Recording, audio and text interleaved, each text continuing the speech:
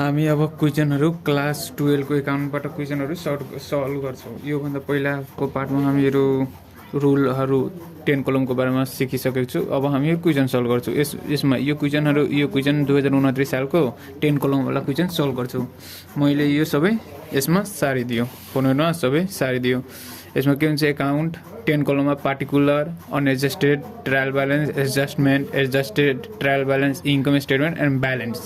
अब यो जे पोइन्ट दिएको छ त्यो सारिदियो। अब एडिसनल इन्फर्मेसनमा दिएको छ यहाँ के एडिसनल इन्फर्मेसनमा दिएको छ डिप्रेसन अन इक्विपमेन्ट तो यहाँ एडजस्टमेन्ट लेखिदियो, डिप्रेसिएसन छ।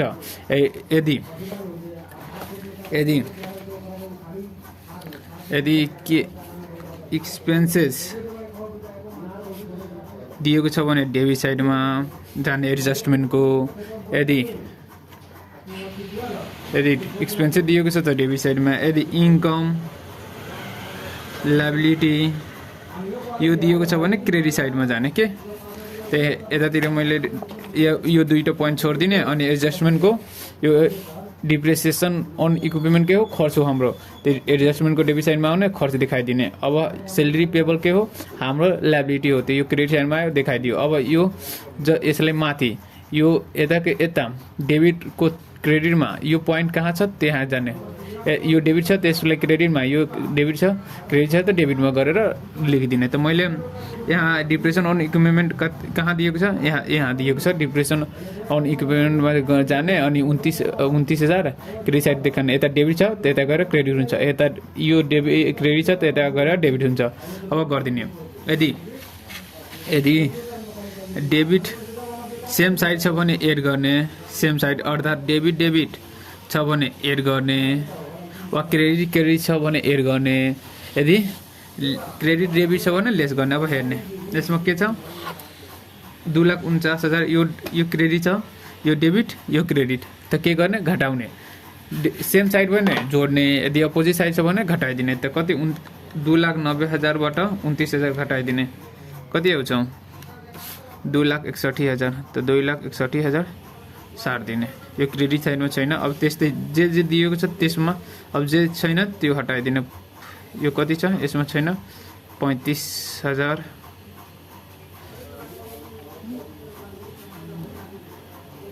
45,000।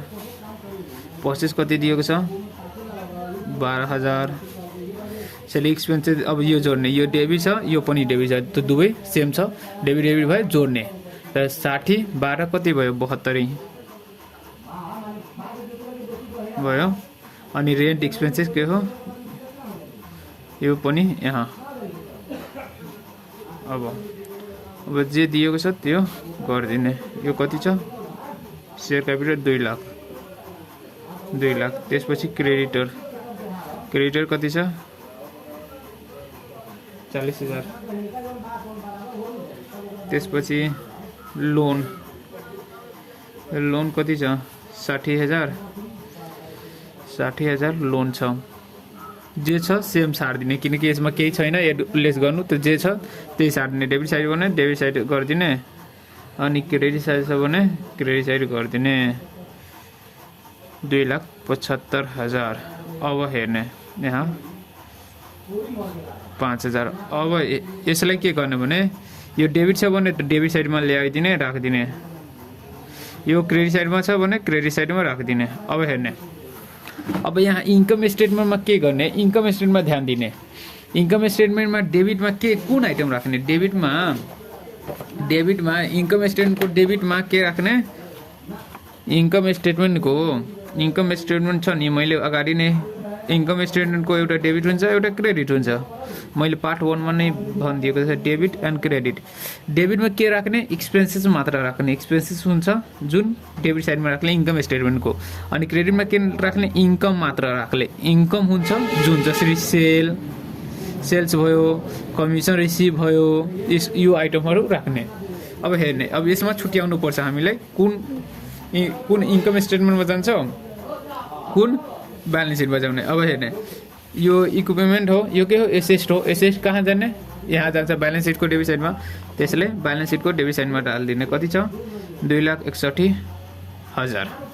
अब यो कति छ बैंक बैलेन्स के हो एसेट हो तपाईले यो थाहा हुनु पर्यो के हो कुन इन्कम हो कुन खर्च हो कुन सम्पत्ति हो अब हेर्ने डेब्टर के हो सम्पत्ति हो करेन्ट एसेट हो 45,000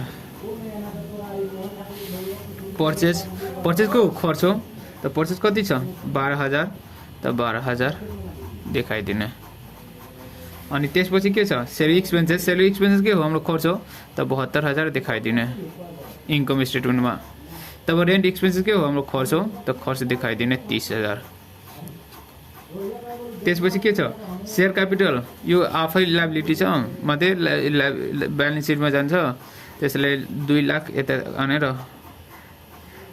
यो 2 लाख हो अब त्यसपछि के क्रेडिटर पनि लायबिलिटी नै मा जान्छ कति छ 40,000 हेर्ने 40,000 छ तपाईले ध्यान दिनुपर्छ कि कुन आइटम केमा जान्छ त्यसपछि के हो लोन के हो हाम्रो थियो त्यो यो पार्ट हुनुभन्दा पहिला तपाईले पार्ट 1 देख्नुपर्छ के यो 75,000 के हो सेल्स यहाँ हेर्ने यो आइटम अनुसार हेर्ने सेल्स कति 75,000 छ सेल्स के हो हाम्रो इन्कम हो त्यो इन्कम यो इन्कम स्टेटमेन्टको 75,000 गएर राख्दिने अनि कमिसन रिसिभ के हो हाम्रो इन्कमै हो 5,000 अब के गर्ने अब हामीहरु अब चिना यति गर्दिने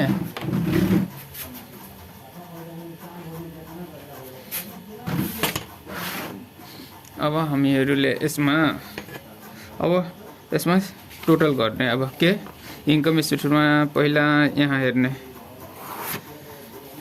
एउटा नेट प्रॉफिट 3 वटा चिन्ह पार्नु पर्छ यसमा 2टा पार्नु पर्छ किनकि यसमा 2टा मात्र छ अब हेर्ने यो टोटल गर्दिए मैले तल लेखिदियो टोटल यहाँ यसमा 10 कलम हो त्यसैले हामीहरु 2टा गर्यो 10 कलम टोटल गर्दियो टोटलमा यो सबै जोड दिने कति छ 5,80,000 आउँछ यो पनि 5,80,000 आउँछ यो कति हो 12 29 कति हुन्छ 12 29 12,000 प्लस 29,000 कति भयो 41,000 यसमा देखाइदिने 41,000 यो मैले यहाँ मिस्टेक लेखिदिए यहाँ हुन्छ 5,80,000 यहाँ पनि 41,000 अब 41,000 भयो अब यो जोड दिने यो 41,000 ठीक छ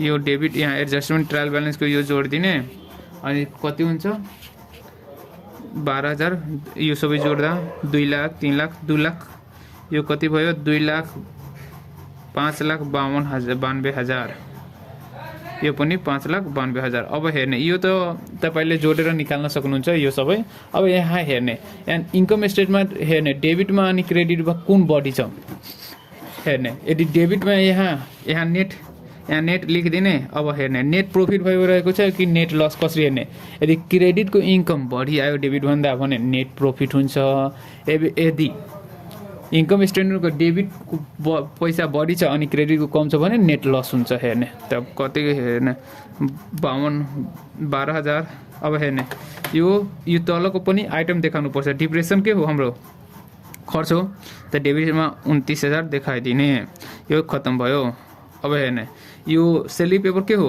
हाम्रो के हो यो लायबिलिटी हो त लायबिलिटी साइडमा गएर देखाइदिने बुझ्नुभयो यसरी गरेर देखाइदिने अब यो जोड्ने टोटल कति भयो यो होला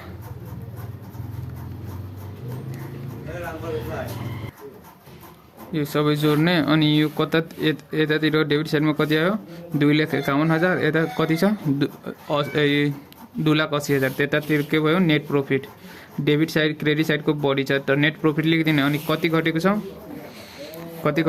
टोटलमा यसमा 29,000 लाई घटेको छ भने 29,000 थप्दिने 29,000 थप्ने यो डेबिट यहाँ कहाँ थपायो डेबिटमा त यो डेबिटको अपोजिट के हुन्छ क्रेडिटमा त क्रेडिटमा गएर थप्दिने यसमा थपायो त यहाँ जान्छ अनि के थपाउँछ क्रेडिटमा 29,000 थप्दिने अनि 29,000 थपेर यो टोटल गर्दिने टोटल गर्दा ब्यालेन्स कति आउँछ 2,41,000 3,41,000 यो पनि 3,41,000 आउँछ अनि यो तपाईँ कति हुन्छ 2,80,000 2,80,000 यसरी गरेर गरिदिने। यहाँ डेबिटमा आयो त्यसको अपोजिट गएर क्रेडिटमा थप्ने। यो ब्यालेन्स सिटमा गएर यदि यहाँ यहाँ क्रेडिटमा हुन्थ्यो यहाँ डेबिटमा आयो भने क्रेडिटमा गयो, यदि क्रेडिटमा आयो भने डेबिटमा जान्थे, त्यसमा डेबिटमा थपायो त्यसैले यसमा नेट प्रॉफिट लेखेर थपिदिने। यसरी गरेर बनाइलिने।